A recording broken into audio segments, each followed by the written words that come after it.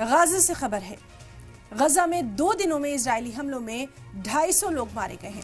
مقامی میڈیکل کے افسران نے بتایا کہ غزہ پر اسرائیلی حملوں میں گزشتہ 2 دنوں میں 250 سے زیادہ لوگ مارے گئے ہیں۔ مارچ میں جنگ بندی ختم ہونے کے بعد سے بمباری کا یہ سب سے نازک اور خطرناک مرحلہ ہے۔ امریکی صدر ٹرمپ، جنہوں نے جمعے کے روز مشرق وسطیٰ کا دورہ کیا، جس میں اسرائیل کی جانب سے اپنی فوجی مشق کو آگے بڑھانے کے سبب نئی جنگ بندی کی سمت میں کوئی واضح پیش رفت نہیں ہوئی، ٹرمپ نے غزہ کے بڑھتے بھوک سنکٹ اور امداد کی ضرورت کا اعتراف کیا اور کہا کہ اگلے کچھ دنوں میں اچھی خبر آئے گی۔ وہیں اسرائیلی فوج نے سنیچر کے روز کہا کہ اس نے پچھلے 24 گھنٹوں میں غزہ پٹی میں بڑے حملے کیے ہیں۔ یہ حملے غزہ میں اسرائیلی فورس کے ایک نئی فوجی کارروائی کی شروعاتی فیز کے طور پر کیے گئے۔ اسرائیلی فوج نے اپنے بیان میں کہا یہ حملہ غزہ پٹی میں جنگ کے ٹارگٹس کو حاصل کرنے کے لیے کیا گیا، جس میں بندھکوں کو چھڑانا اور حماس کو ہرانا شامل ہے۔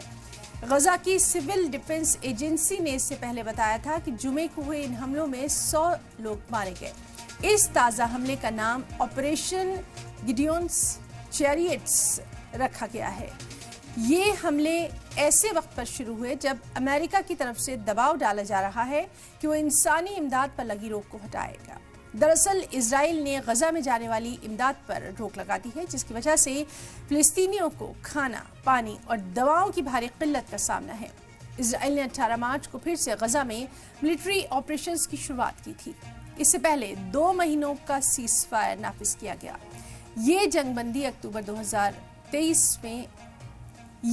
اکتوبر 2023 میں حماس کے ایک بڑے حملے کے بعد شروع ہوئی، جس میں 1000 سے زیادہ اسرائیلی ناگرک مارے گئے تھے۔ مرنے والوں میں زیادہ تر عام شہری تھے۔ اس حملے میں 251 لوگوں کو بندھک بنا لیا گیا، جن میں سے 57 اب بھی غزہ میں ہیں اور اسرائیلی فوج کے مطابق 34 بندھک مارے جا چکے ہیں۔ غزہ کی ہیلتھ منسٹری کے مطابق 28 مارچ سے اب تک 2985 لوگوں کی موت ہو چکی ہے۔ اس کے ساتھ ہی اب تک اس جنگ میں کل موتوں کی تعداد 93,119 ہو گئی ہے۔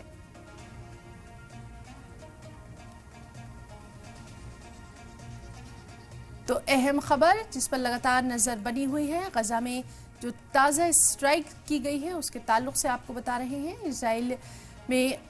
اسرائیل نے غزہ میں نئے حملے کیے ہیں، جس میں ابھی تک کی جو اطلاعات ہیں اس کے مطابق 250 سے زیادہ لوگ مارے گئے ہیں، جن میں زیادہ تر بچے اور خواتین شامل ہیں۔